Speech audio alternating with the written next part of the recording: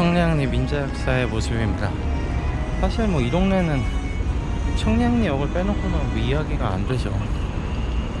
청량리역이 있음으로 인해서 동네가 개발되고 역사를 갖기 시작한 곳이어서, 제가 사실 2000년에 청량리 처음 왔다 갔다 할 때는 당연히 이런 민자역사는 아니고, 이쪽에 광장이 있고 저 안쪽으로 2층짜리 간이역사 비슷하게 있고, 신기했던 게 햄버거 가게들이 저쪽에 하나씩 다 있었어요. 뭐 롯데리아도 있고, 저기 맥도날드도 있고 KFC도 있고 버거킹도 있고 해서 이렇게 1층짜리 상가에 햄버거 가게들이 쭉 종류별로 다 있어서 되게 신기했던 생각이 나네요, 갑자기.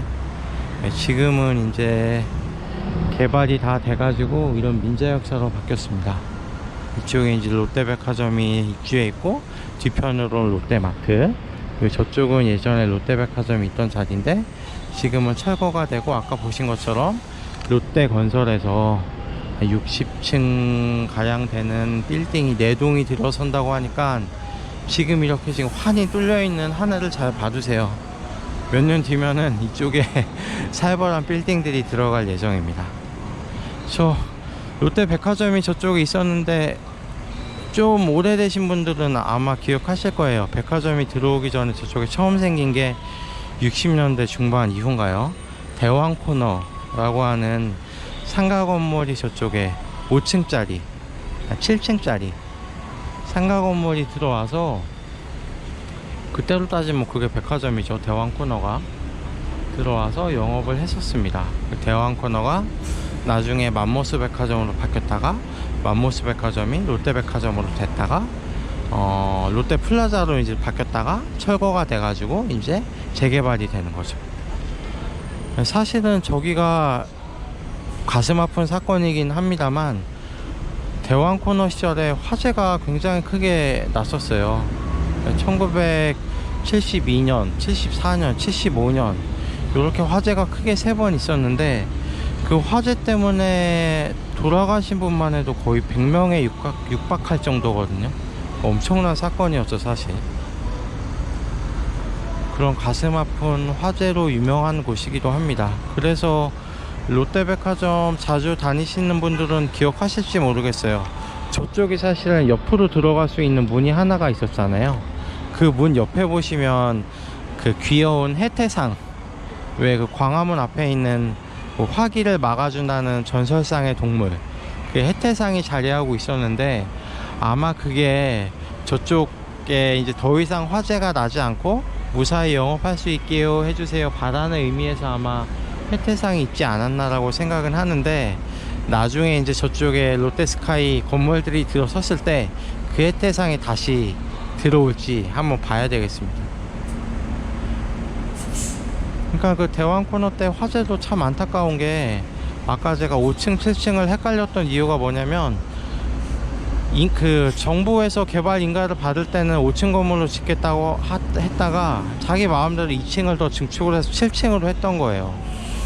그러니까 건물 내부 구조라든지 안에 화재를 막기 위한 시설이나 부자재 같은 것들이 굉장히 좀 취약할 수밖에 없던 상황이었던 것 같고, 그리고 제일 피해가 컸던 화재가 1974년 당시의 화재였는데, 그때 88분이 화재로 인해서 돌아가셨거든요. 부상자는 뭐 말할 것도 없고요.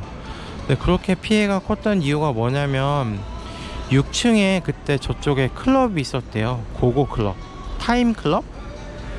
거기서 이제 피해자가 엄청나게 발생을 하게 됐는데, 화재가 났을 때 지배인분들이나 종업원분들이 술값 내고 가라고 붙잡는 바람에 초기 대응이나 대피에 실패를 했던 측면이 있고, 또 문도 이게 회전식 문이어가지고 사람들이 갑자기 몰렸을 때 원활히 탈출할 수 있는 구조가 아니었다고 해요. 그래서 피해자가 굉장히 많이 발생했던 가슴 아픈 곳입니다. 이제 개발이 될 텐데 더 이상 사건 사고 없이 저기 사시는 분들이나 다니시는 분들 모두 행복하게 이용하고 살 수 있는 공간, 빌딩이 됐으면 하는 바람입니다. 그렇게 가슴 아팠던 사건이 있었던 곳이고요. 여기는 보시면 지금 민자역사인데 저쪽에 보이시려나 모르겠어요. 뭐 롯데백화점으로 많이들 알고 계신데 맞긴 하지만 저기 한화라고 돼 있죠.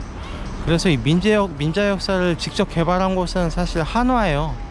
그래서 한화역사? 한화민자역사에서 개발을 한 곳인데, 그 서울역도 그래서 민자역사 개발한 거는 한화죠. 그래서 한화에서 사실은 점용을 하고 있는 곳입니다. 이 청량리역 민자역사 개발 이야기가 처음 나왔던 거는 아까 그 집창촌 개발 나왔던 시점하고 비슷한데, 1980년대 중반부터 저쪽 한국화약, 그러니까 한화에서 민자역사로 개발하겠다라는 이야기가 있었는데, 실제로 개발이 완료된 거는 2010년이니까 이것도 이야기가 나오고 나서 한 20-30년 있어야지 이제 완공이 된 거죠.